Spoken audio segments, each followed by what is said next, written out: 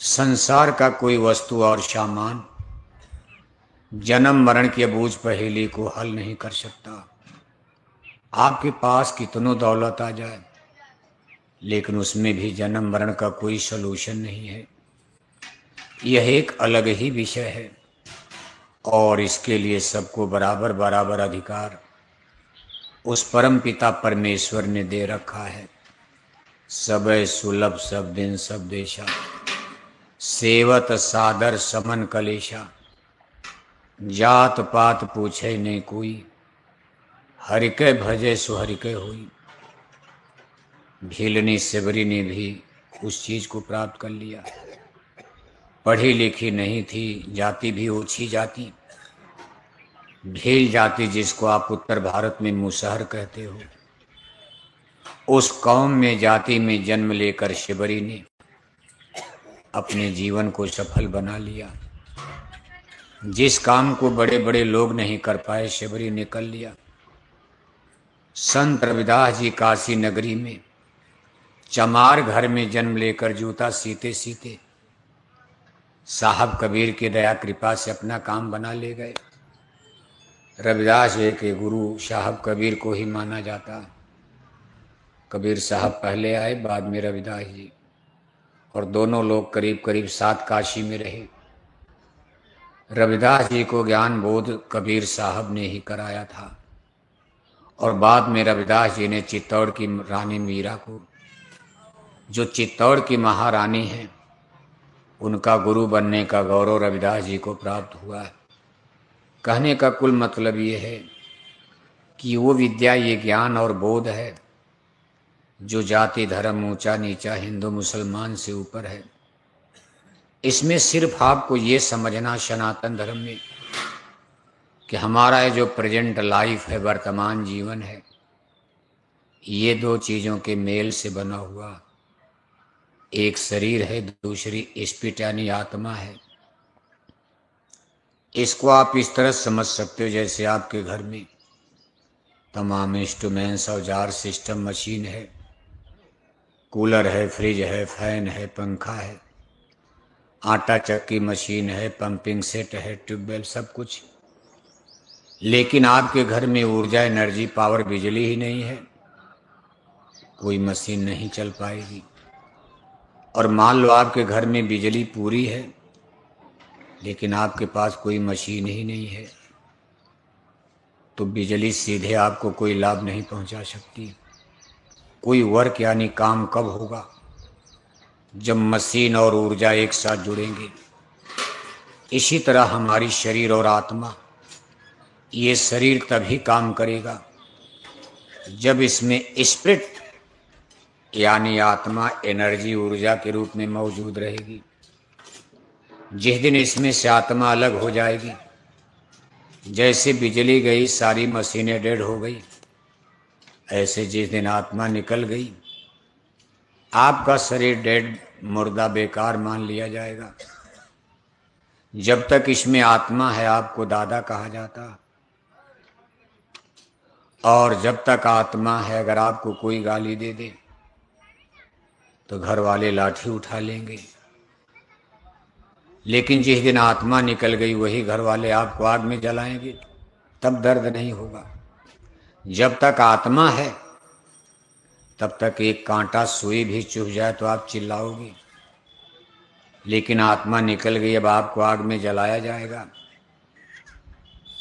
घर वाले ही आग लगाएंगे जिनको खिलाया पिलाया, जिलाया, पढ़ाया लिखाया, इंजीनियर बनाया, डॉक्टर बनाया, वही आपको मुखाग्नि देंगे। और घर में आकर के 10 दिन तक 10वां मनाएंगे, रोएंगे गाएंगे, और 13 दिन में ब्रह्म हो तेरे ही मना देंगे।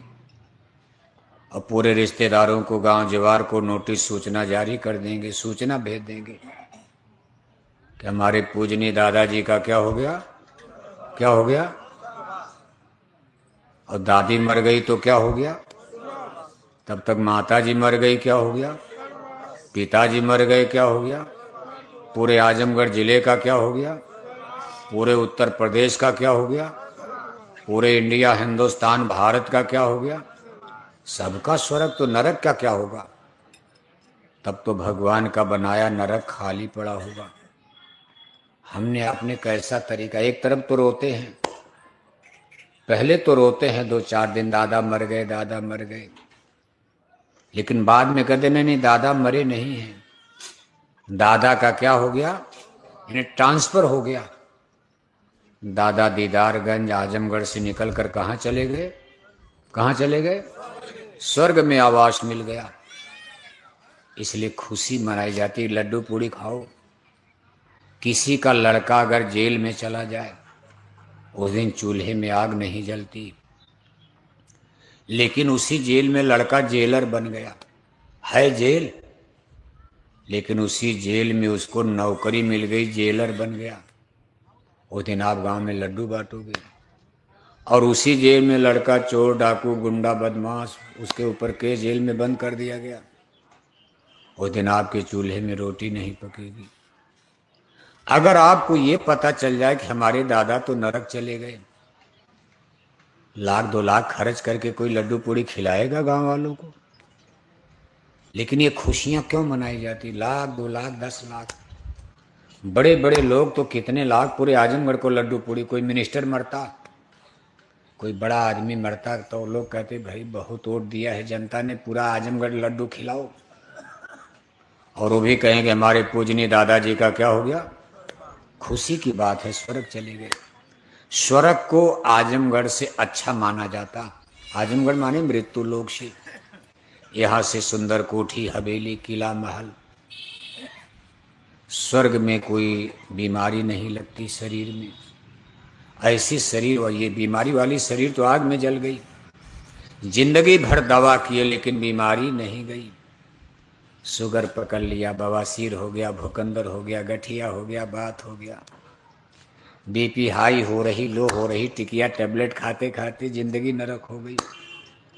लेकिन ये बीमारियां कब जाएंगी, जब शरीर आग में जल करके आत्मा निकल कर चली गई, उसको दूसरी शरीर में डाल दिया, लिंग शरीर, उसको कहते हैं लिंग शरीर।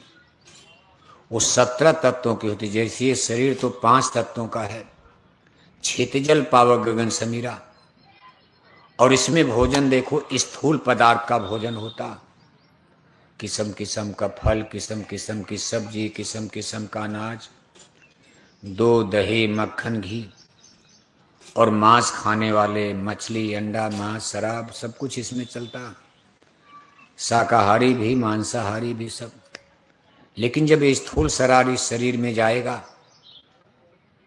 तो इसमें आंतड़ में फंसता है, मान लो टट्टी रुक गई तो इसमें सड़ जाता है, तो इसका पॉइजन यानी जहर बन जाता, और तब शरीर में बीमारियां लगती। अगर हम लोग ये भोजन को कम करने लगे तो आपकी बीमारियां अपने आप दूर होने। लोग कहते खूब खाओ पियो, उल्टा डॉक्टर उल्टा बताते। ऋषि मुनि तपस्या कर रहे, कुछ नहीं खा रहे, पीजीआई में जाना था तब पीजीआई था, जंगल में पड़े हैं, जाड़ा गर्मी बरसात, हजार हजार बरस समाधि लगाकर लंगोटी पर धोई रमाए हैं, लकड़ी जल रही, हजारों बरस बीत जाते थे, उनको कोई बीमारी लगती थी, जाड़ा पड़े कोहरा पड़े ठंडी तो तब भी पड़ती थी। इसी भोजन ने ही से शरीर, और ये शरीर बिना स्थूल तत्वों के चलेगा नहीं। विशेषकर वर्तमान समय कलयुग में अन्न में प्राण है, और जितना ज्यादा भोजन करोगे उतने ज्यादा क्या लगेगी, बीमारी लगेगी। शाकाहारी में भी बीमारी लगे, नहीं कि शाकाहारी हो गए तो बीमारी नहीं लगेगी। अब 4-4 चोखा, 4-4 चटनी, 4-4 अचार, सुबह से उठते ही चौड़ी कचौड़ी पकौड़ी जलेबी समोसा सब बकरी की तरह दिन भर कुचुर कुचुर खाओगे और कहोगे हम शाकाहारी हैं, बीमारी न लगे, आपको भी शुगर हो जाएगा। केवल मांसाहारी नहीं, शाकाहारी को भी बीमारी लगी जब ज्यादा खाओगे आप। बीमारी से बचने का सबसे बड़ा उपाय है भोजन सूक्ष्म किया जाए, कम से कम भोजन करो, जहां तो भूख बर्दाश्त हो बर्दाश्त करो, जब बहुत ज्यादा भूख लगे तभी भोजन करो। घड़ी देखकर नहीं खाया जाता। कुछ लोग घड़ी देख करके नहाए 8 बजे गए, हमारे नाश्ता का समय हो गया, अब कब्ज है, पेट में कोई इच्छा नहीं है, टट्टी हुई नहीं लेकिन नाश्ता 8 बजे, टट्टी आज नहीं हुई, क्यों भाऊ साहब? लेकिन नाश्ता टलना नहीं। अभी जब टट्टी नहीं तो नाश्ता रोक दो। अभी जो कल रात में खाओ तो पेट ही में सड़ रहा है, और तब तक 1 बजे भोजन का समय, तब भी टट्टी नहीं हुई है। घड़ी हो गई 1 बजे, भोजन करना है, चलो भोजन करो। अब जब भोजन करोगे पहले वाली टट्टी पेट में उसी में सड़ेगी। जैसे अनाज भी सड़ता है, तो अभी सुबह बना के दाल रख दो, शाम तक सड़ जाएगी दाल, चाहे उड़द की हो, चाहे मटर की, चाहे अरहर की, और खा लो तो भी कालरा हो जाएगा आपको। ऐसे पेट में जब अनाज, शाकाहारी, वेजिटेरियन, ये भी मांस तो और ज़्यादा सड़ती है, इसलिए मांसाहार में बीमारियां ज़्यादा। शाकाहार की बीमारियां कुछ कम तो होती, लेकिन बीमारी लगती है। और सबसे बड़ी चीज आज के समय में देखो, खाना पीना तो खूब हुआ, करना धरना कुछ नहीं। अब इनको न जांता चलाना है, न मूसल कूटना है, धान कूटना है, नहीं तो 4 बजे उठ करके जांता चलाओ, चलो चक्की चलाओ, मूसल से धान कूटो, नहीं तो बच्चों को रोटी कहाँ मिलेगी। इनको 4 ही बजे उठकर जानवर को, गाय को, बैल को दाना चारा पानी देना, कंधे पर हल लेकर के खेत में जाना है। 1 बजे दिन तक पीछे पीछे कई किलोमीटर चलना होता होगा, बताओ आप। 10 बिस्सा खेत जोत रहे हैं तो कई किलोमीटर की वॉकिंग होती रही होगी, सोचो आप। आखिर चल तो रहे हैं, ढेला में, कंकड़ में, पत्थर में, पैर में जूता चप्पल नहीं, सैंडल मोजा पहन के हल जोतते थे। धरती से संप्रता, धरती शरीर मिट्टी की बनी, ये शरीर मिट्टी से बनी। आज आप मिट्टी से बचते हो, मिट्टी में ही मिलना है। ये आपका शरीर मिट्टी से ही बना है। क्षितिजल पावा गगन से मीरा, और एक दिन दीदारगंज की मिट्टी में मिलकर के मिट्टी बनना है। राजा हो, रंक हो, अमीर हो, गरीब हो, सबको मिट्टी में मिल करके मिट्टी बन जाना है।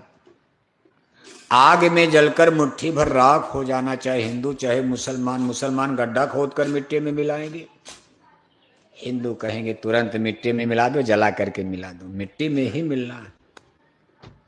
आप आजमगढ़ के सबसे सुंदर आदमी हो, आपको भी मिट्टी में मिलना। सबसे बड़े इंजीनियर डॉक्टर हो, मैन इज मॉर्टल। इसलिए महापुरुष कहते हैं भाई आप इस पर सोचते हो कुछ? जिस शरीर के लिए आप दिन रात लगे हुए हो, मेहनत कर रहे हो, तेल फूलेल करे नित केल, सो माया के फेर में सार भुलानो। पांडव भीषम भीम बलि, गए खोज गली के ही राह शिरानो। रावण बंक पति सुहति, सुरति भर संग न देख निदानो। तू के ही लेखे में देख जरा, स्वामी सतसंग से होत नहानो। गुरु महाराज समझा रहे हैं कि तेल फुलेल, आप सुबह से लेकर शाम तक, शाम से लेकर सुबह तक, जन्म से लेकर मौत तक, जिस शरीर की खातिरदारी में, जिस शरीर के भरण पोषण में, जिस शरीर को सुंदर से सुंदर बनाने में लगे हो, बढ़िया बढ़िया कपड़ा, बढ़िया बढ़िया भोजन, बढ़िया बढ़िया, कभी आप इस पर विचार करते हो? ये शरीर बच नहीं पाएगा।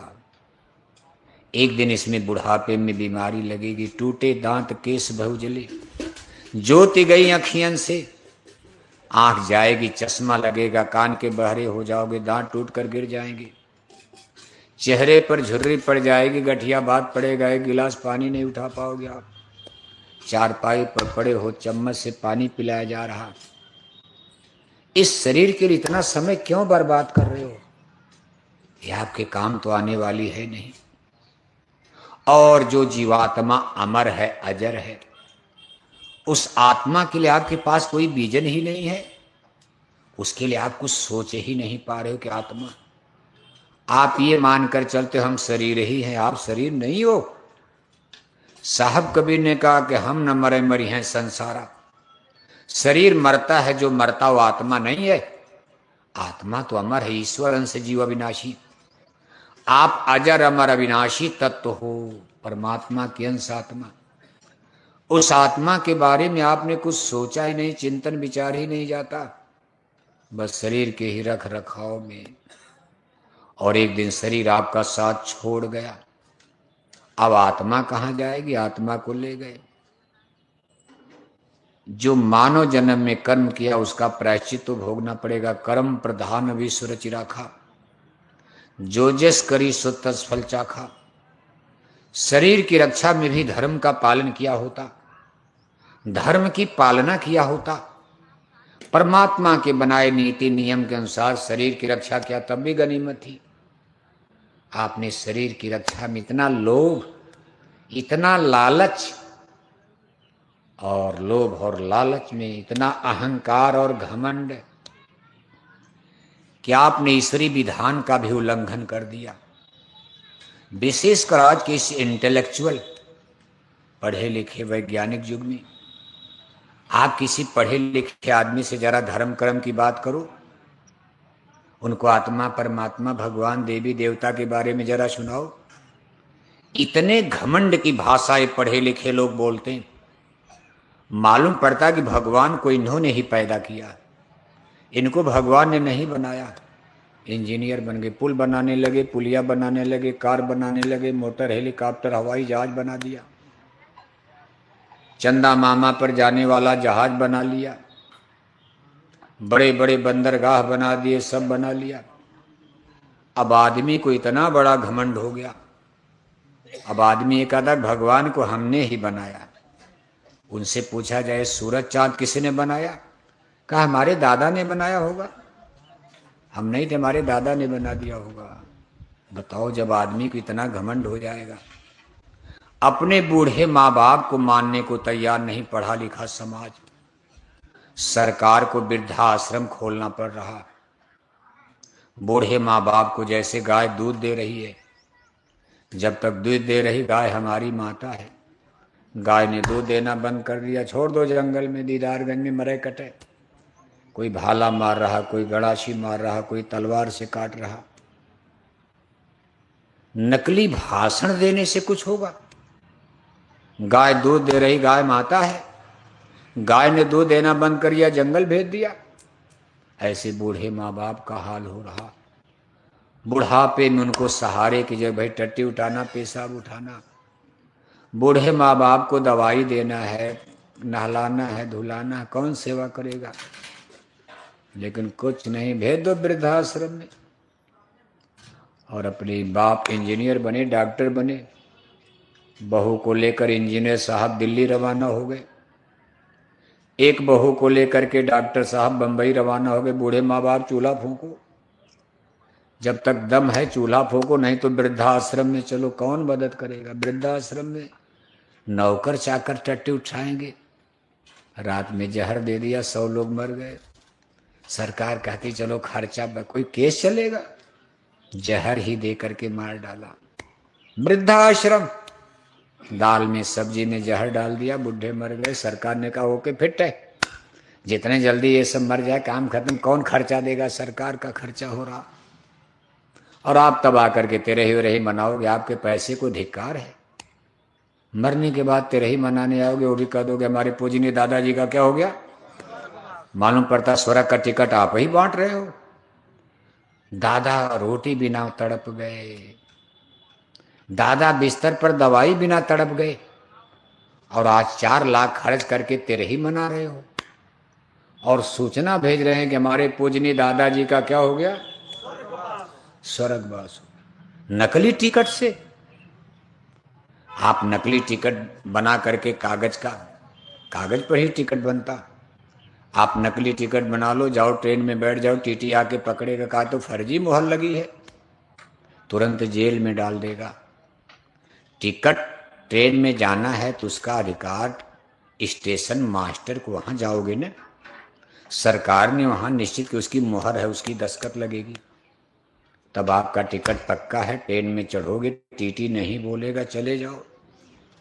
आपने कभी इस पर विचार किया कि बस सीधे सबको वीजा दे रहे, स्वर्गवास स्वर्गवास स्वर्गवास? आपको टिकट बनाने का अधिकार है। ये टिकट इस धरती पर परमात्मा का जो निचली कॉन्स्टिट्यूशन है, हमारा बनाया नहीं है। हमारे गुरु महाराज ने ये कानून नहीं बनाया। जब से धरती पृथ्वी बनी, वर्जिन ऑफ लाइफ, जब से मानव जाति ने जन्म लिया है, ईश्वर का विधान बन चुका है।